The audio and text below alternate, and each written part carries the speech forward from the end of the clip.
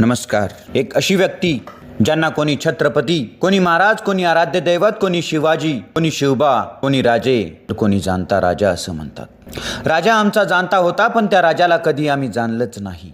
आत्ताच शिवजयंती झाली 19 फेब्रुवारी. राजांची ती लाईन, ते वाक्य कोणाच्या लक्षात आहे का? हिंदवी स्वराज्य व्हावे. ज्या छत्रपतींचं वाक्य होतं हे हिंदवी स्वराज्य व्हावे, त्याच छत्रपतींची जयंती आम्ही इंग्रजी कॅलेंडरनुसार मनवतो, इंग्रजी तारखेनुसार मनवतो, ना की आमच्या हिंदवी स्वराज्याच्या तिथीनुसार. हे तेच इंग्रज ज्यांना छत्रपतींनी या धर्तीवर, या जमिनीवर पाय ठेवू दिला नाही, आणि आम्ही त्याच इंग्रजांचे गुणगान गातोय.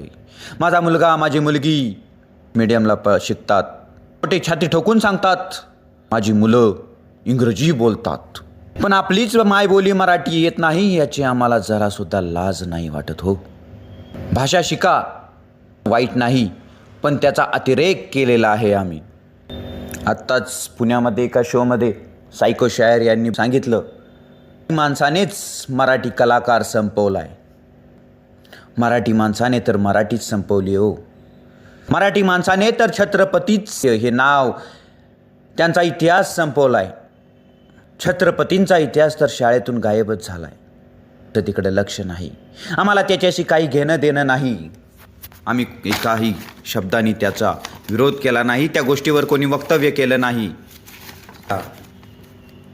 लीडरने ना आम्ही.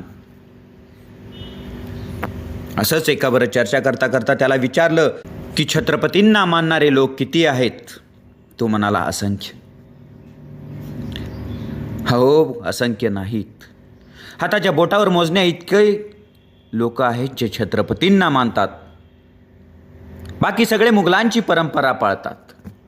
होय, कटू असलं तरी ते सत्य आहे, कारण मुघलच मौज मजा मस्ती म्हणजेच ऐश करायचे, आणि आपण पण तेच करतोय. छत्रपतींची जयंती असो किंवा गणपती, आम्ही पारंपरिक सण साजरा, याला पारंपरिक वाद्य गीते नाही तर DJ सारख्या गोष्टी लावून, दारू पिऊन धिंगाणा घालतो, गाणी लावतो, शिट्टी वाजली अगं बाई अशा गाण्यांवर अभद्र नाच करतो. गडावर जातो मशाल आणण्यासाठी. तिथे जातो आणि ज्या छत्रपतींनी, ज्या मावळ्यांनी त्यांच्या रक्तानी जी माती पवित्र केली, त्या मातीवर आम्ही पुड्या खाऊन थुकतो.